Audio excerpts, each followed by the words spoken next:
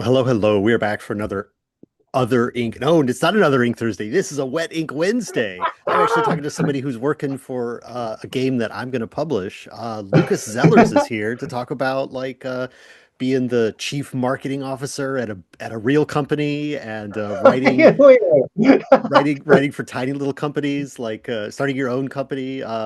Hey, hey, Lucas, what's up? Hello, Matt. It's good to be here. Thank you for having me. We don't have much time today. This is going to be a shorter episode than usual because scheduling in the real world is a thing. And so I want to start with from maybe it's one of those things that like you didn't plan this, but from looking at it from the beginning, it's like, okay, I'm going to become a podcaster and I'm going to interview a bunch of people about their game philosophy, and then I'm going to extract that knowledge and then turn it into my own game design practice, and then I'm going to get a job like working for a publisher selling my experience of game design, and now I'm going to start my own company where I publish like weird zines. It's like it looks like that's your career. I've just summed it up in like one sentence, right? It truly Um, is, yeah.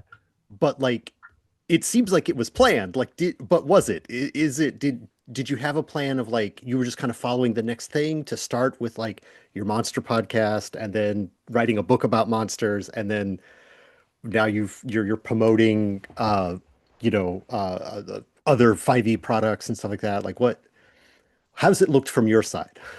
Yeah, you're absolutely right. It was the next logical step in a very weird sort of wandering chain.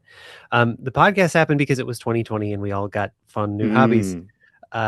And that was mine. I was really interested in that. And yeah, there was a moment in like I think in 2019, 2020, where someone asked me um, about because I was publishing on the DMs Guild as like a hobby, and somebody was like, "Hey, so is this your hobby? Is this your job? Like, how do you think about this?" And I remember saying, "Well, I would like it to be my job," and then it is, and a lot of it was timing, a lot of it was grit, a lot of it was like pivoting very fast to taking the opportunity that came up, and a lot of it was being willing to absorb a certain amount of risk in my sort of personal and financial life. But yeah, that's been the unexpected arc of a career. Did the So you haven't done new episodes of Making a Monster. Making a Monster is the name of your podcast. That was a Yeah. fantastic podcast where um, you would basically ask someone who wrote a monster stat block about like how it worked within the context of the game that they wrote it for, Hmm. and what it meant about the game and the game world that, this ability can melt your mind or that you can be transformed or that it hides as a corpse or whatever it is, like that was Hmm. the concept of the show. Great concept for show. Um, Go listen to the archives. There'll be a link in this because they're still great episodes. Yeah, But I'm then still proud of my backlog. yeah, you should be. It's great. And then did that so you haven't been a podcaster in that sense for a while. So like is there anything that you miss about that part of your uh, process, that is different from the work you're doing now? Uh, I miss the conversations that I had about it. I was trained as a journalist in Mm. in college, and like my early work career was in a lot of that. And I love that. I love that pure journalism aspect of it. To be like, this is, it's a slice of ephemera. Like this is how artists and designers are thinking about this right now. And it was a really Mm. exciting. I think it's still a really exciting time, and it's maybe it's still an emergent medium. I don't know. People are still sort Well, of grappling with role playing games and what they can do, and how they're kind of turning and what their responsibility to the tradition of oral storytelling, folklore, mm. and mythology is. But Well, that's I a huge haven't, topic right there. right? Like that was the reason I kept doing the show, and I don't do much of that anymore because I'm sort of in the middle of it now. And I do miss that part about it. I miss like the focused attention to the way we're handling uh, uh, story and monstrosity. over Mm. time. Um, I hold out hope that uh, that I'll get back to doing it, but it's one of those hopes that, like, I don't know, man. Having the hope is maybe more important than doing the thing in this Well, particular instance. wait, perhaps in the you flipped it. And I always like to set up the next thing that we're going to talk about. So, like, I'm about to ask you about how you made some monsters for one of the games that you worked on. So it's like Yeah. you get to do it about your own creations now instead of asking other people about their creations. Um, Yes, uh, but before we go there, like this kind of led to like how did the Book of Extinction, which is maybe your biggest your biggest project to date, did that come directly out of the Making a Monster podcast? it Like did in a somebody's weird way. like, hey, you're great at this, I want you to write a book, or did you start assembling a manuscript and then shop it around? Like what's Yeah, the origins for that book? I had an idea for it. So, 2015 was the first time I started playing D&D. 2018 was the first time I published for it, and then 2020 and 2021 I did a couple of interviews with Mike Hollick of Mage Press. He had done some 5e like fifth edition updates of some stuff that I was interested in. So I knew this guy. And then in January of 2021, I had the idea to do a monster manual of extinct animals. So a whole bunch of monsters based on Earth animals that had gone extinct. So I gathered all of the team of people that I knew who were in, like people who were around me, who were in illustration and graphic design, and we did a sizzle reel. I was like, here are the first three, and then we're gonna see what kind of help I can get. Shop it around to conservation organizations and other partners. And one of the first people I called was Mike over at Mage Press because I knew that he had run successful Kickstarters and he had a uh, we I have taken from him the good habit, I think, of uh, giving anybody who wants to know an hour of our time. Like, if you want a quick consult on how to do Kickstarters or how to write a game or whatever, give me a call. I still hold this rule. I think it's a good one. And like, I won't even like, this doesn't need to be a financial transaction. Let's just get coffee and have a conversation.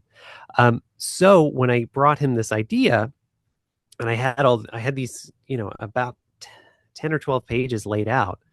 And he was like, I know you have picked one of the most expensive ways of making a book for this industry. Uh, I don't think you can pull this off in the way that you are thinking you can. Why don't you come and do it with me instead? I was like, that's fantastic. You have a stable of artists, you understand logistics, you've done this successfully before. So, in a moment where Magehand was sort of between projects, it came along with one that was ready to go, that had a unique selling point, and added something to their catalog. So that's how that book came to be. It was, there's a lot of good lessons for how like you could do a similar thing if you wanted, and there's a lot of stuff that you couldn't possibly replicate it. Now a lot of it was like about the time and the place, and the state of the industry as it was. But that's how that book came to be. And I mean, I know I got it. I'm putting over here earlier. I've got it on my to be read stack here. It I hope to get to it this year. holds up. Well, right, but like, you know, it's sort of like it seemed like it was a very successful campaign, and partly that's because I was plugged into it. So like I was hearing on your show when you were still doing your podcast, you like had excerpts of it and you talked to Mhm. scientists on your show. One of my favorite podcast episodes ever is when you talked to the curator at the museum that has a giant beaver fossil, and you Yeah. totally freaked out seeing an ancient beaver, extinct beaver, and uh, I mean, so like it was. I'm saying the Book of Extinction was in my brain a lot, so like I don't have Mhm. perspective on like how much of an impact it may have made in the whole larger D&D space. I mean, maybe you don't either because it's your book and you were involved in the Yeah, it's marketing and hard to stuff see like from that, this but like. side. I what I know of this book is that one, it found its audience. Like it Mm, did better than we um you always you're I especially me coming in, you always want that seven-figure breakout hit. Like I'm gonna be the next thing. And that didn't happen. But uh it earned its spot, right? Like over 2,500 people backed the thing, and that to me is the number that matters. And having brought it to conventions and spoken a lot about what went into the book in the intervening years, the second thing that I love about it is that people who love it a lot. Like the people who understand what this book is and what it's trying to do, they lock in hard. So that to me is a measure of success in that it has successfully accomplished its own goal for people. mm, Um, and I don't know what the future of Book of Extinction is going to be. I don't know how long people are going to remember it. But I know that we made a thing that we're proud of, that it earned its spot, and that um, it's at gaming tables. People are using it. People are doing with it what I wanted them to do. So I have learned to be content with that. mm, Um, and it's a lot. Like most people don't get the opportunity to do what I did, and I'm incredibly grateful. So every hope that I have for this thing to become a massive hit is also tempered by the humility and beauty in every single person who comes and tells me I love this thing and I put this monster at my table. Like that's why mm. we do what we do. Yeah.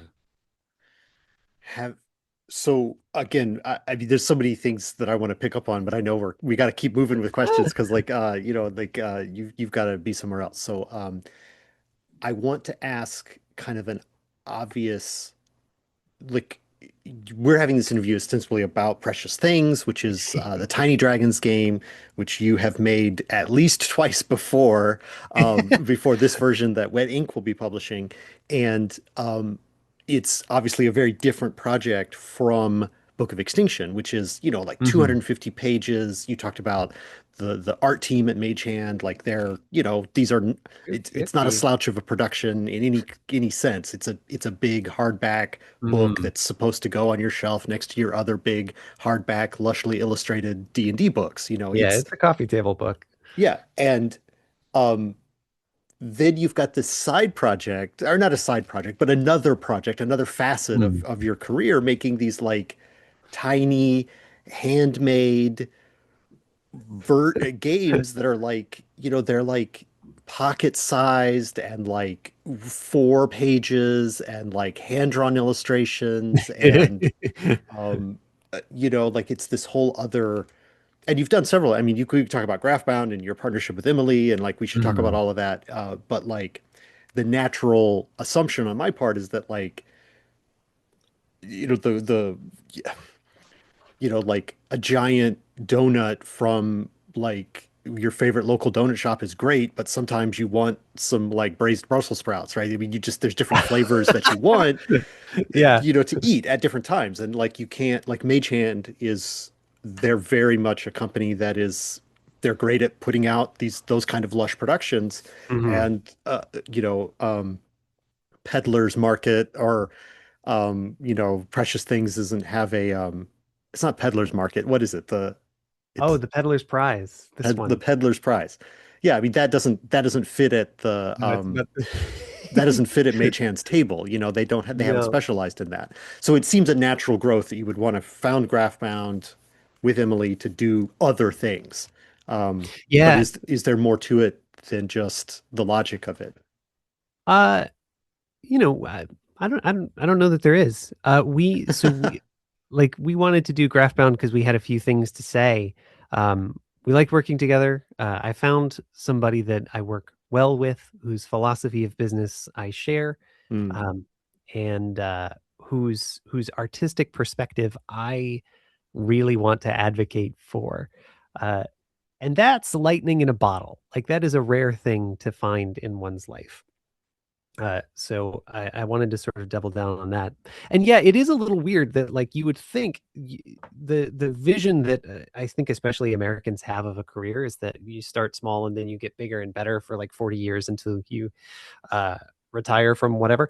And I'm sort of going in a different direction than that. Like the books that I make are getting smaller uh, and smaller over time. Um, but RPGs are weird in that there's D&D, and there has never been, to my knowledge, an effective D&D killer. There have been many pretenders to the throne. So you have basically two ways of succeeding in this ecosystem. Either you write for D&D, or you try to eat D&D, which has never, in my opinion, successfully been done, or you specialize. Uh, and a lot of what I do with Graftbound is like, I'm not going to promise you a massive lifestyle game that's going to be lushly illustrated and, take up the 5 years of your life that you might have to do an RPG with your friends. I'm going to promise you one weird evening, and it's going to be awesome. So that's kind of the Graftbound ethos, and that's part of where Precious Things came in. Um, I wanted to design more games faster, and I turned to one-page RPGs to kind of build that skill. And one of the first ones I did was Precious Things, and it's still like sometimes as a writer you write like one sentence, and you're like, oh man, that's it. Uh, Uh-huh. and the first page of Precious Things is that. Like your ancestors were colossal dragons with mountains of gold and earth-shaking magic. You are their proud descendants, building a hoard of your own full of magical power. It's not easy since you're under 2 feet long. And everybody gets that. Yeah. Yeah. It's a solid um it's a solid pitch, like, Hmm. that idea. And I mean, I think we should just fully talk about Precious Things now. I mean, if we had more time, I would definitely want to ask you about, meeting Emily and how that worked. But like, I'm going to Well, talk to her too. chronologically, So like, Precious Things stay is tuned for really her the episode. Well, I'll ask her yeah. about how she met you. I'd be And curious to get her take on it. I mean, uh, Precious Things is chronologically the next thing down the line. I think we uh talked about this in October of 2021. And then I spent far too long writing the manuscript, and then it's been in development for a very, very long time. well, right. I mean, the taking the from the one-page version, I think actually like the folded version that Emily laid out Yeah. actually is came out after Hmm. you were already talking to Wet Ink about like doing an expanded version, because your Hmm. original version was like it. I truly, I did it on printer paper on a clipboard, and then uh, I printed out, like I did it in Google Docs in two columns, and then I printed it out, and I put another piece of paper over top of it, and I just drew dragons in the margins, and then I cleaned those up digitally, and I put them in that Google Doc, and then I printed it out again, and that was Precious Things. Yeah. Uh, and then It- I got a good artist in for February zine month, February 2022. We did this one. It's an 8-page fold out, and she did it front and back, and then she like illustrated these tiny dragons on it. And this was the first time where I was like, oh man, because one thing I learned through the whole thing is that when you start, you're like, all the words are equal, and I can throw them all out. And I didn't have a perspective for the idea that every word you write has to bear the weight of editing and illustrating hmm, and printing, and like it has to earn its space. It has to earn the paper it's sitting on. hmm, And this is one of the first moments where I had a project where I was like, okay, this, aside from Book of Extinction, this was the second thing I did where I felt like the game earned its space. hmm. I felt like I had a game that justified having a good artist put little dragons in it. So you said you already gave the pitch for the game for Precious Things, and going from like picking up on that thread that you just said there, that like this tiny little version fitting the theme of a tiny little dragon. And like, I mean, it's got kind of a honey heist sort of style Yeah. D6 roll system, right? It's a very a well-known uh often hacked gameplay Yeah. style. um but then it's like, okay, so if it's going to be with wet ink, then like we don't make zines. Like that's a decision that we've made as a company that like that, if you want to publish zines, go talk to one of the seven companies that's publishing hundreds of zines a year. Like we'll just Yeah. let them have it. Like that's not what we're going to do. And so we are, like about 100 pages. So like what's the 100 page version of this thing that you just talked about had been lovingly pared down to a single page. Like it's kind of a, it's kind of in one respect, it's sort of like, what's the challenge of justifying the word count there? Like what all came in that obviously doesn't fit in a one-page version, like because you've got lore and you've got history and you've got like much more magic and you've got like, and then to go backwards to Book of Extinction, like it's got sort of these themes of like depauperate fauna and stuff like that of the world, right? I mean, Hmm. I mean, I've already answered my own question there, but like, for you, what were those? Were those things that you had to set aside to get it into one page originally that you could put back in, or were you discovering that this idea of tiny dragons could connect to these other things? Yeah, it was more that second way. Precious Things was uh I didn't write much for Precious Things until I started writing it for Wet Ink. And the growth and development of it was sort of a mirror for you're right. This has a lasers and feelings hack. It's a dice pool roll under rollover kind of system. And then what I added to that was this is a great question to ask like just people that you meet. Ask them if they were a dragon, what would they hoard? Because of all of the people I've ever asked this question, and it has been many, every single one of them has an answer, and it's very fun.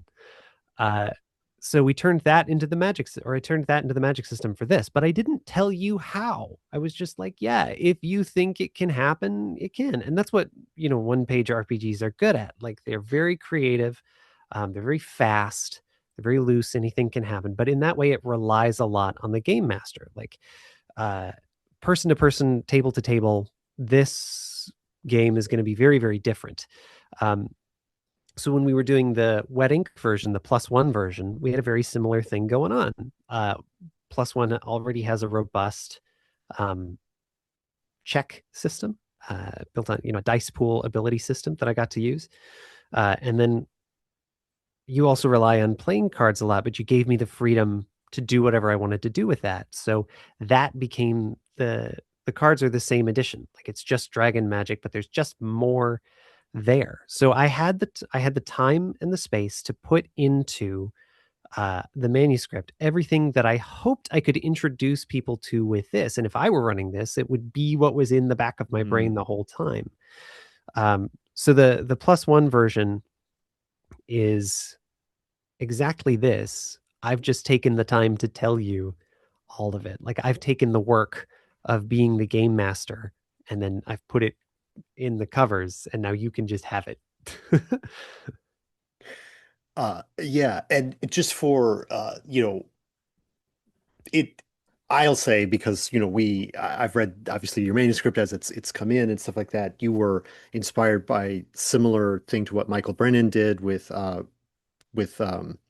basically it's the same mechanic that he used in Psychic Kids of like how close to you've got 52 cards in a deck. Yes. You pick your card that is your magic that's tied to your hoard as a tiny dragon, answering that question, what would you hoard, and there's 52 cards, there's 52 suggestions. Each one could be seven different things. There's like anything you want is represented by one of the cards in the deck, and that's your card. And then your magic is how closely to that card you get. Is it a suit match? Is it a color match? Mhm. And so you've got to, we've got a like a fantasy heartbreaker. We've got a very long magic section in the Precious Things book because all of those different levels of match for each of the spells is in there, and that's kind of what you're Yeah. talking about like you've done that work of like figuring it all out so that at the table you just draw a card and or you play a card that you have and then that effect is known, Mhm. that Yeah, and I tried to keep it in despite of the fact that it did run very long. I forgot that when you multiply anything by 52, it becomes a lot. Uh So there's a lot of material in there. There's a lot of robust systems that work with each other. But I also tried to keep it so that character creation comes down to three questions. What do you hoard? What color is it? And what's it made of?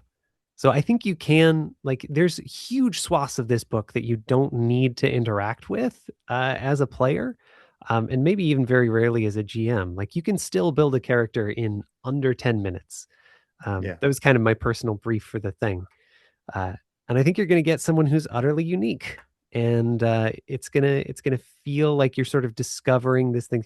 Um, so that like that combination of color and material becomes the perfect thing that you could hoard, and that's um, as your dragon is sort of looking for perfect objects, precious things in the world, you are at the table looking for the right card, um, the most magical card you can have. Yeah. And it kind of so I'll ask one more question about this because I do want to ask you some other things about other projects that you're working on before we move on from this. But the which are the precious things? Are the tiny dragons that are the descendants of like powerful beings, are they the precious things in the world? Or is that perfect blue marble that like is you found lost under the bureau, is that the precious thing? Like which are the precious things? uh, I mean, it's that's the metaphor. Like, one thing we haven't talked about that is in Precious Things, and that Emily and I share as people, is that I think we believe that you should care for the space that you're in. Mhm. You should begin to see the objects as, and it touches on like a circular economy and the right to repair and a bunch of things that I care deeply about. Um, but it's as simple, and there's also this like childlike wonder of like, this is the good marble, and you're like, why is it the good marble? And it doesn't, like, you can't get an explanation, it just is. um so there's a lot going on there, but yes, I think you could be a precious dragon. I think the game has a lot to say about valuing other people and cooperation, but it is also about like caring for the things, regarding the things that come into your circle as part of your stewardship, and seeing the value in the things that are around you, even and especially the things that might otherwise seem like garbage. Hmm. Yeah. Uh Well, I'm excited to let other people see this book. I mean, this interview will be out, and the crowdfunding campaign will either be in progress or coming soon. Obviously, links will be in the description of this. I know you've worked on it for a while. Like it's so exciting, and we haven't talked about some of the extra settings and stuff like that. This interview is running out of time, so we Yeah, have we could to come back. we have to close. Pretty quickly here. So I want to thank you for giving me some of your time this morning to talk about like an abbreviated version of my interview where we talk about the past and the future. Where can you be found? What's other projects that are coming on the horizon for either? I mean, you've got other Graftbound projects, you've got other Mage projects. Like what do you want to shout out and talk about a little bit right here at the end?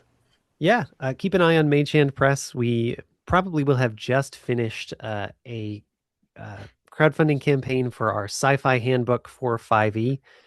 You're playing 5th edition in space. It's excellent. That's going to dominate our year over there. Graftbound is doing a game called Soot and Charms, which is a hopes and dreams hack about um, uh, oh gosh, how do we even? Oh, I haven't nailed this pitch down. It's really good. It's an expansion. It's an expansion of a comic that our friends over at Pale Torn Studios put out about train. Like, imagine an alternate history where Tesla or Edison invented teleportation alongside the light bulb. Uh, and everything could be everywhere all at once. And that's the moment, that's the inflection point where it happened. It's going to be Graftbound's largest, most ambitious project to date. Um, I think you're going to love it. Other than that, we're doing all kinds of stuff. We're doing this in, and we're doing a zine club of our own called Gods of the Interstate, where we remythologize the American highway. which is a massive undertaking that we're doing in the medium of one-page games. So uh, come on and see how that works out. Yeah, that's uh, I don't know whether that's like I don't know whether to tell you that that's already been done or because there's a lot of games that attempt to do that or but like I don't know, maybe not. Yeah. How are you going to do it? Is the question. Like we'll see. Right. Like And that's yeah, always the question, right? Like you have to learn to handle that. Of course, oh, you'll get loads of people who are like, "Oh, that's definitely this other thing from this other place." And I'm like, "Yeah, man, everything's everything from is from somewhere else, right? somewhere Uh else. Chill." But if you want to keep in touch with me, the best way to do it is to go to scintilla.studio. That's SCINTILLA.studio. I have I have a link there to sign up for my email list. I have gotten I've lost a lot of trust in platforms and algorithms. So mm. the best place to interact with me or to keep track of all these wonderful things that are going on, I'll send you an email. And if you get tired of emails, I'll stop. Yeah. Well, I will put a link to your website in and where you can sign up for that newsletter in the description of this video. And yeah, it's a wild time to be using the internet or alive at all. Lucas, thank you so much for your time today. This is a short one. We will have to have you back on for some other event in the future. Thank you so Thank you. much. Yeah, I'll look forward to seeing you later, Matt. Till then.